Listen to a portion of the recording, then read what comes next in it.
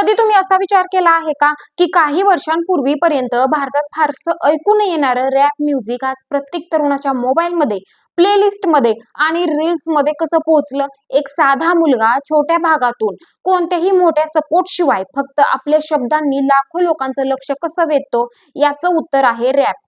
आजच्या व्हिडिओमध्ये आपण जाणून घेणार आहोत रॅप सॉन्ग म्हणजे काय, तो इतका लोकप्रिय का होतोय, तरुणांना तो एवढा का आवडतो आणि शेवटी पाहणार आहोत महाराष्ट्रातील टॉप 5 रॅपर्स आणि त्यांची प्रेरणादायी स्टोरी.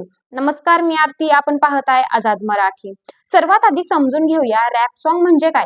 तर रॅप सॉन्ग म्हणजे बीटवर शब्दांचा खेळ. यात गाण्यासारखी पारंपरिक धून कमी असते, पण शब्दांमध्ये खूप ताकद असते. रॅपर आपल्या आयुष्यातील अनुभव, संघर्ष, समाजातील समस्या किंवा स्वतःचे विचार स्पष्टपणे मांडतो.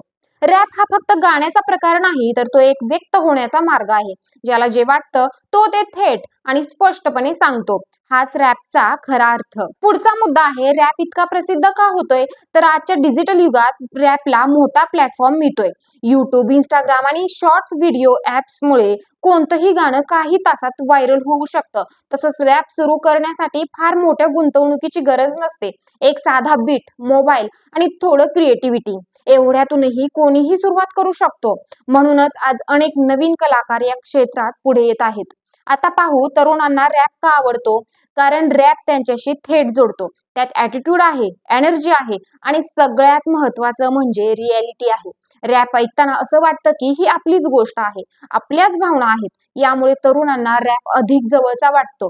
ते त्यांच्याशी कनेक्ट होतात. आता पाहूया महाराष्ट्रातील टॉप 5 रॅपर्स. पहिला आहे डिवाइन. मुंबईच्या झोपडपट्टीत वाढलेला हा मुलगा आज आंतरराष्ट्रीय स्तरावर ओळखला जातो. डिवाइनने आपल्या आयुष्यातील संघर्ष, गरिबी आणि रस्त्यावरचं खरं जीवन आपल्या रॅपमध्ये मांडलं. त्याच्या गाण्यामध्ये फेकपणा नाही, फक्त सत्य आहे. मेरे गली में आणि अपना टाइम आएगा या गाण्यांनी त्याला घराघरात पोहोचवलं.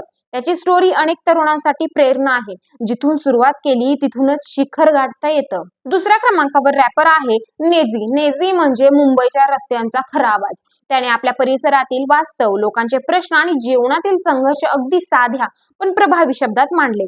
आफत हे गाणं त्याचं मोठं ब्रेक ठरलं. त्याची स्टाईल खूप रॉ आणि नॅचरल आहे, त्यामुळेच लोक त्याच्याशी लगेच कनेक्ट होतात. तिसऱ्या क्रमांकावर आहे MC स्टॅन. पुण्यातून आलेल्या MC स्टॅन आज तरुणांमध्ये खूप मोठं नाव आहे. त्याची स्टाईल, त्याचे बीट्स आणि त्याचा ऍटिट्यूड सगळंच वेगळं आहे. त्याने खूप कमी वयात संघर्ष करून स्वतःची ओळख तयार केली. बस्ती का हस्ती आणि एक दिन प्यार ही गाणी खूप लोकप्रिय झाली. त्याने बिग बॉस जिंकल्यानंतर त्याची लोकप्रियता आणखी वाढली. चौथ्या क्रमांकावर आहे एमिवे बंटाई. एमिवे बंटाई हा एक इंडिपेंडेंट कलाकार आहे. त्याने कोणत्याही मोठ्या म्युझिक कंपनीशिवाय फक्त युट्यूबच्या माध्यमातून आपलं करिअर उभा केलं. त्याची गाणी कॅची आणि रिलेटेबल असतात. मचाएंगे या गाण्यामुळे तो प्रचंड प्रसिद्ध झाला. तो आज अनेक नव्या कलाकारांसाठी इन्स्पिरेशन आहे. आणि शेवटी आहे आपल्या सगळ्यांच्या आवडीचा मराठी रॅपचा दमदार आवाज म्हणजे संबाटा. त्याने सुरुवातीपासूनच मराठीत रॅप करून वेगळी ओळख निर्माण केली. साध्या सुरुवातीपासून मेहनतीने तो पुढे आला. त्याच्या गाण्यांमध्ये समाज, संघर्ष आणि वास्तव दिसतं.